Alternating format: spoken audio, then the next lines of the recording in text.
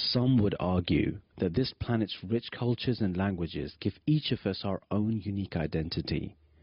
But looking around, from cities to nations to continents, our world is shaping up to be one big neighborhood. For one group of people, there is but only one identity and one trait, one voice and one truth, one heartbeat and one God. And uniting this ever-flourishing family is one gardener, one keeper, spreading the seeds of spirituality and watering all with God's grace. One man who walks day and night to every corner of the world to embrace every beloved soul and gather all of God's seeds. Hazrat Mirza Masroor Ahmad, Khalifathul Masih V, the successor to the promised Messiah ﷺ, and source of the same light as the Holy Prophet Muhammad ﷺ, now visiting the far east of our small world once again. Join us in this special series for the incredible journey of Hazrat Khalifathul Masih to the nations of Singapore and Australia, and let us bring you closer to the far side of the world.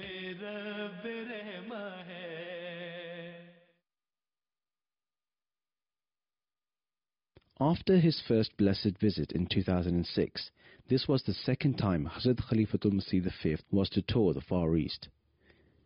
His first stop, Singapore, a wealthy, prosperous nation packed into a city. Combining the skyscrapers and subways of a modern, affluent city with a medley of Chinese, Malay and Indian influences and a tropical climate, this garden city is a microcosm of Asia. Hiding behind the mega financial structures is a humble world that still has its roots in a time bygone. It is in this world, in the Changi district, that the Ahmadiyya community has a small mosque which was to host thousands of Ahmadi Muslims for the arrival of their spiritual leader, Hazrat Mirza Masroor Ahmad, Khalifathul Masih V. Huzur was received by the Singapore National Ahmadiyya Muslim Executive Council, as well as Umara and presidents of neighboring countries at Changi Airport on the 22nd of September 2013.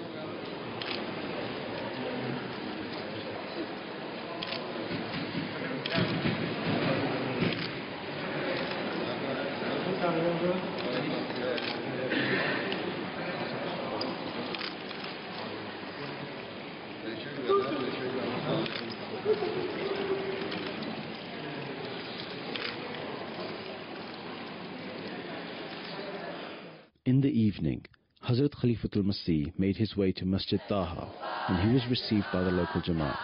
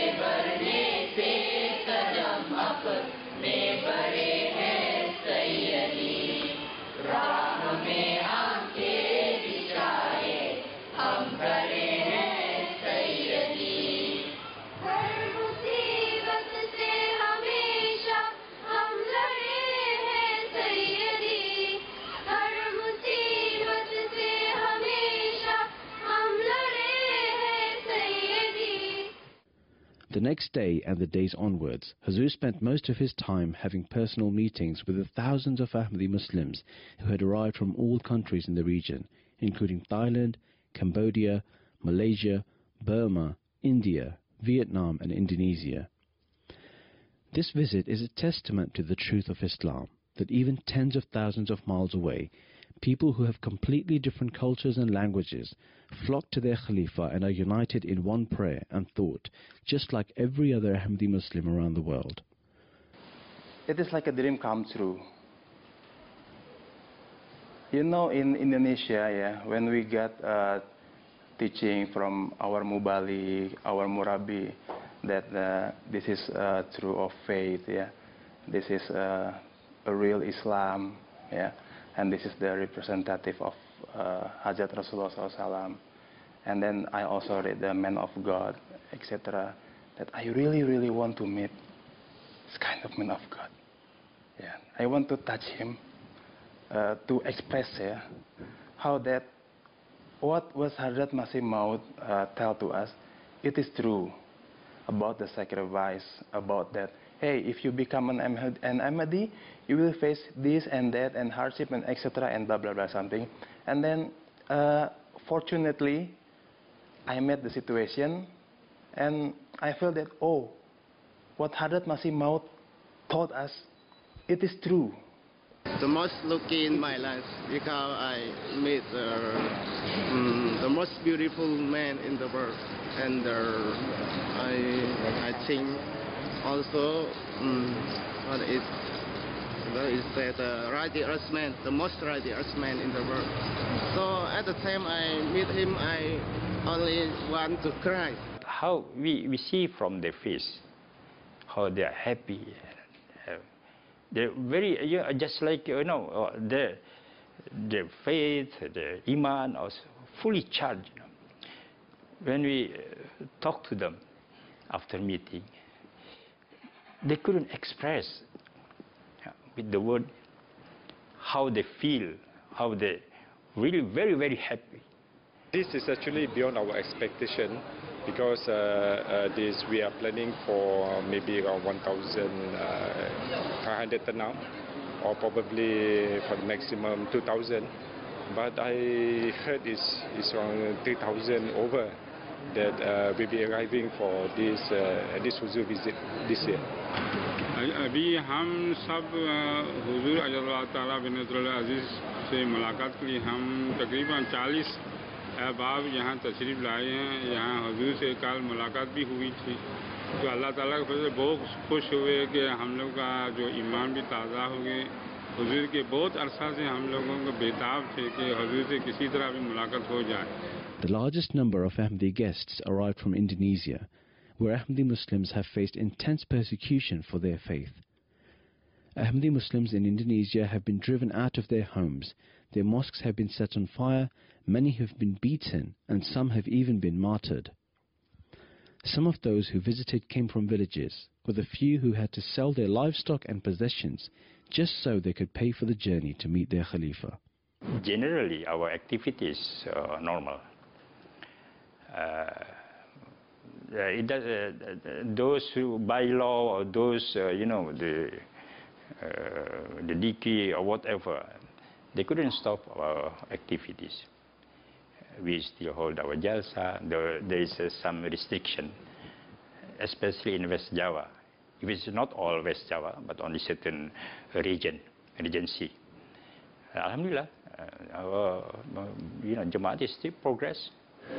Now, even though when we come, the situation not so good, but now because of the opposition from the Muslim in Cambodia, so our member they want to know why we are pray before. We are not pray 5 times, now we pray 5 times. Why they against us?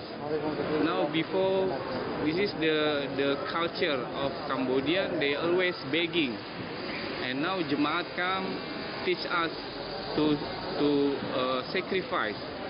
So we now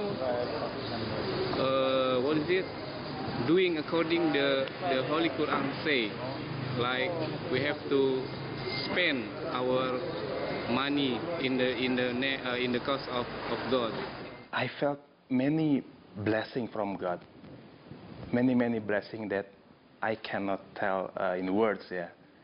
But maybe this is also what the other Ahmadi who felt persecution, etc. Maybe some other people, non-Ahmadi, said, "Oh, poor Ahmadi, you got hardship."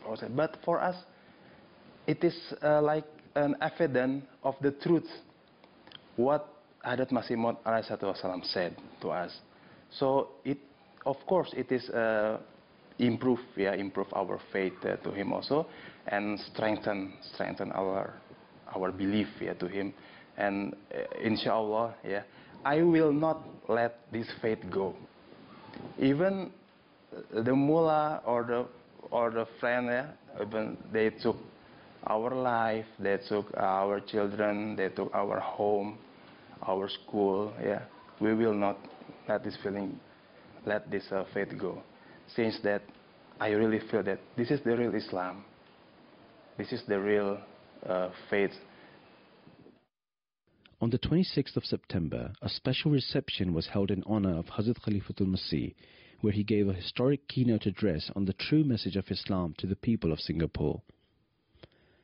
Before the address, Huzur held meetings with leading influential and political dignitaries, including Mr. Lee Koon Choy, a founding member of the ruling People's Action Party, who during a distinguished career also served as ambassador for Singapore in various countries. Huzur was also interviewed by representatives of Indonesia's national media.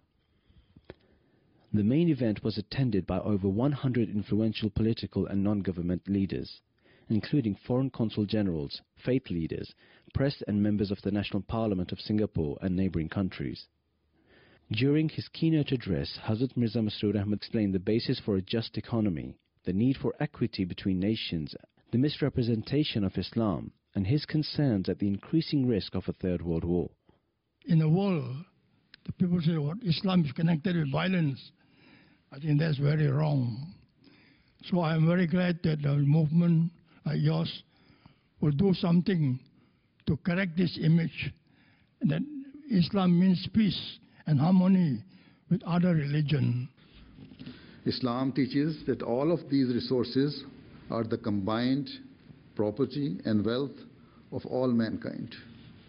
Thus, all of these blessings are for all people, and so they should all derive benefit from them. The wealth of a nation should be used to ensure that every member of society has access to certain essential facilities.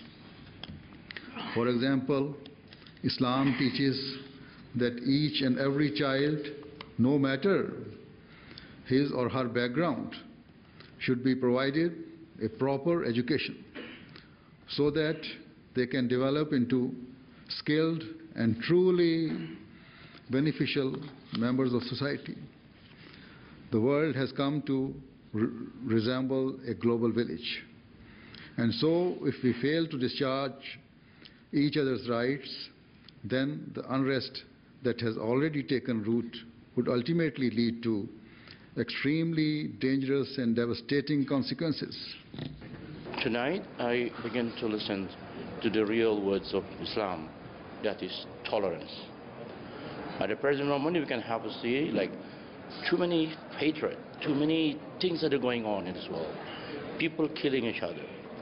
But if you understand the real teaching of Islam or any other religion for that matter, the fundamental is it is all about peace and harmony. From what I'm hearing from this great man, is talking world peace, promoting peace, and this is what we all should be doing. And I really admire him for standing up and talking openly about it, and quoting from the great book of Quran. It really makes sense. As a non-Muslim, I am a Christian myself. Coming from Papua New Guinea, it is predominantly Christian.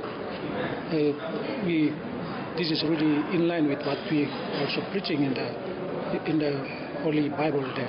So it's really, they all make sense, and it's really very encouraging for world peace. I really thank God for this wonderful man of God, that he had the vision to really speak about peace for the world, and that is really the message that really touched my heart, as that is the message really that the people want to hear. And I believe that he's a person who had been called by God to preach this message of peace and to all mankind. So I believe that through this ministry, through this speech, many people will be able to embrace this unity even among other religions, that I believe religion doesn't talk about hatred, but peace. And I believe this movement, this religion, Ahmadiyya, is really talking about peace, and I'm so glad to hear that tonight.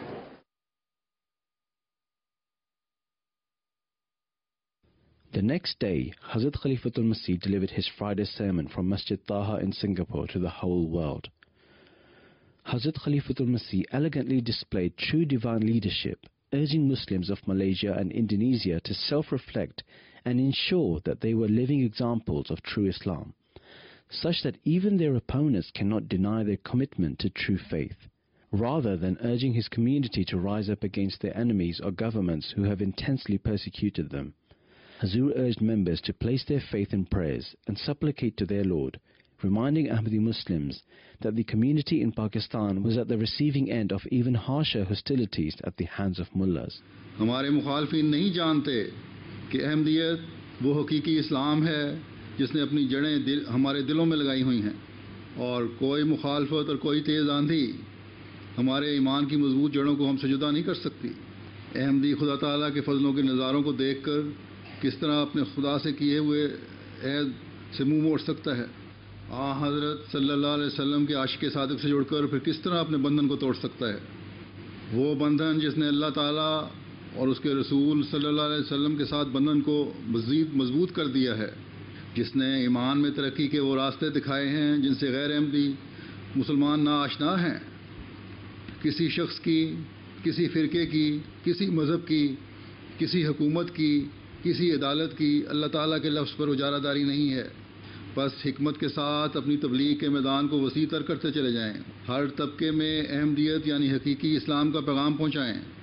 यहाँ मेरे सामने जो अहमदी बैठे हुए हैं, चाहे Singapore के हों या किसी दूसरे मुल्क के, हमें याद रखना चाहिए कि चाहे हालात अच्छे हों या ख़राब, हम अहमदी मुसलमानों ने इस्लाम का असल चेहरा दुनिया को दिखाना है। Immediately after the sermon, Huzur took Bai'at, or initiation, into Ahmadiyyat from a few new converts to Islam Ahmadiyyat. The Bai'at is a tradition dating from the time of the Prophet of Islam, Hazrat Muhammad sallallahu alaihi wasallam. It is a pledge and affirmation of your faith, commitment and service to Islam and Khilafat under the 10 conditions of initiation set out by the promised Messiah alayhi salam. This was also an opportunity for all the members of the community to renew their pledge to Islam Ahmadiyyat through the leadership of Khilafat, a process which is incredibly spiritual and life-changing for many. I entered this day the Ahmadiyya Jamaat in Islam at the hand of Masroor. O my Lord, my Allah, I wronged my soul and confess all my sins.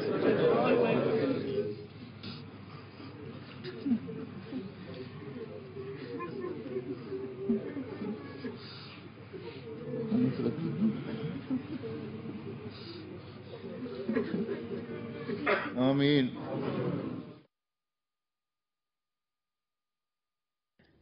The Ahmadiyya Muslim community spans the entire world through the blessings of Allah, and it has been through lifetime devotees called Waqfeen that people are guided and the community infrastructure remains strong and connected. These Waqfeen are from all walks of life. Some are missionaries spreading the message of Islam, others serve as imams and community leaders, and there are many more who serve their faith and the larger community in all fields. The fourth successor to the promised Messiah ﷺ, Hazrat Mirza Tahir Ahmad Khalifathul Masih IV Rahmullah, launched the Waqf scheme, where children are dedicated for Islam by their parents before birth. These children are then guided and nurtured to be servants of Islam, and it is then only through their own choice that they finally become Waqfeen. Hazrat Khalifathul Masih continuously oversees and assesses many of the Waqfeen in our children personally, and guides them towards positive goals for their future. For this purpose, he holds classes on his tours with Waqfino of the region and guides them on all matters. Similarly, in Singapore also, many Waqfino from Malaysia, Singapore and Indonesia attended the Waqfino class with Hazrat Khalifathul Masih and received guidance from him. classes were held for both boys and girls separately. He has completed his medicine. I asked them to make a clinic or hospital in Indonesia, so he served there for the Jamaat. Jamaat will open a clinic, so he will serve there. Or I will send him to Africa, but where can I send you? The thing is that those who have attained the age of 15 should feel the bond that they want to continue their waqf. All right? And then continue with your, and let the center know that what type of education you are getting, right? So that we are well aware of your your record, that how your progress is, right?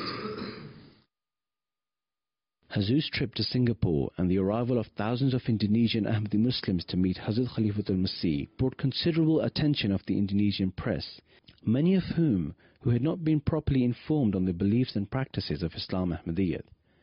The reception held earlier in Singapore had caused a lot of interest in the Indonesian press, and thus on the 28th of September, Huzur had a special audience with more than 20 non-Ahmadi Indonesian guests representing various media, educational institutions and think tanks at the Taha Mosque in Singapore. During the 70-minute question and answer session, Huzur explained the true teachings of Islam and clarified various misconceptions concerning the Ahmadiyya Muslim Jamaat. What do you think about the Khalifa system, that it's supposed to be like this for the whole Muslim, or actually you agree that there are many kind of Islamic rule or Islamic you see, this was the prophecy of the Holy Prophet of Islam sallallahu alaihi wasallam, that the time would come when Islam will be will split, or or Muslim Ummah will split into 72 sects, or rather 73 sects. So now that the prophecy of the Holy Prophet ﷺ has been fulfilled, and the 73rd sect will be of the Prophet Messiah ﷺ, right? Then he will bring all the Muslims to one hand. So this is why we, Ahmadiyya Jamaat, is now spread almost in 204 countries of the world. We are in the Middle East, in the Muslim world, as in Indonesia, in Pakistan, in India, Africa, Europe, and the people are coming gradually towards Ahmadiyya. And quite a good number of Muslims are joining Ahmadiyya, from among Shias, from Sunnis, from Wahhabis, from Brahmins, and so other sects. So this will now make one sect. Not that every sect will have their own Khalifa. Khalifa will be only one. You see, these Indonesians, they joined Ahmadiyya. They were Sunnis before, or they were following those traditions or that ideology which was taught to them by their clerics and mullahs, right? But now they are Ahmadis. So we don't say any of them is wrong, but we say if you want to progress, you have to come to one hand and follow one leadership. And that was prophesied by the Holy Prophet ﷺ. Ahmadi need vision, interpretation about the religion, about the prophet. This question was also asked to the Holy Prophet ﷺ, and it is mentioned in the Quran. And Kuffar says, you just your vision, and then we shall accept some of your views. Why should, if we believe that it is from Allah, then why should we change? For last 25 years we are sacrificing. We have lost number of lives, and we are stick to it because the belief we hold is from Allah. So if we do it, it means we have more fear of people than Allah. We fear Allah more than people. This is why we cannot change. We have to spread our message. You see? And you see, and 125 years ago, it was only one man. And now when he died, he was almost 500,000. And now every year we are getting more than 500,000 people joining Ahmadiyya. And now we are more than 100 million or 150 million. So why should we fear? Huzur's blessed visit to Singapore was at its end. On the 30th of September, Huzur departed from Singapore. Before his departure, Huzur bade farewell to the hundreds of Ahmadis who had gathered at Taha Mosque.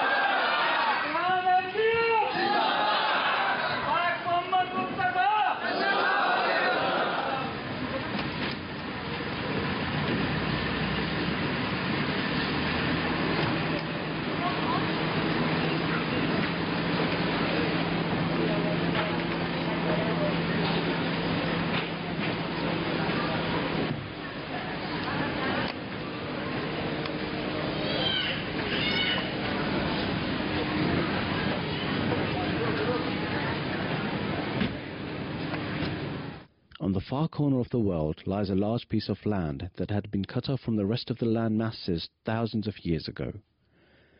Today it has been transformed into an oasis of concrete. 5,000 miles away from the birth of Ahmadiyya, even this country received the blessings of Ahmadiyya as early as 1903 through the acceptance of Ahmadiyya by Hazrat Sufi Musa Hassan Khan Sahib.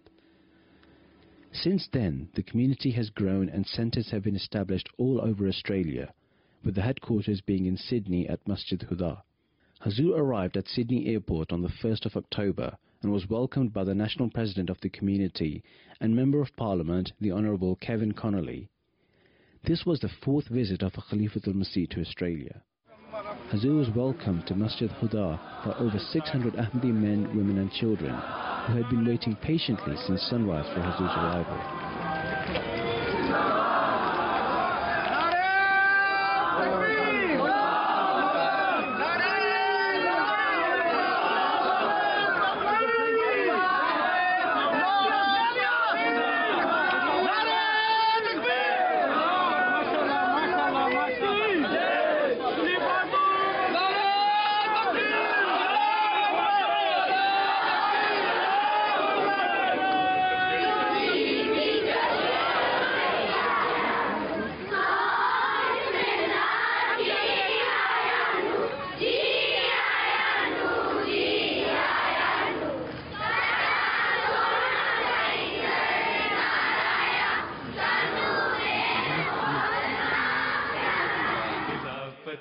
Join us next week for the next episode, where we'll bring you highlights of the Jalsa Salana Australia, interviews of Huzur with ABC Network, and the historic reception address in Melbourne, as well as highlights of Eid and the foundation stone ceremony for a new guest house in Sydney at Masjid Taha.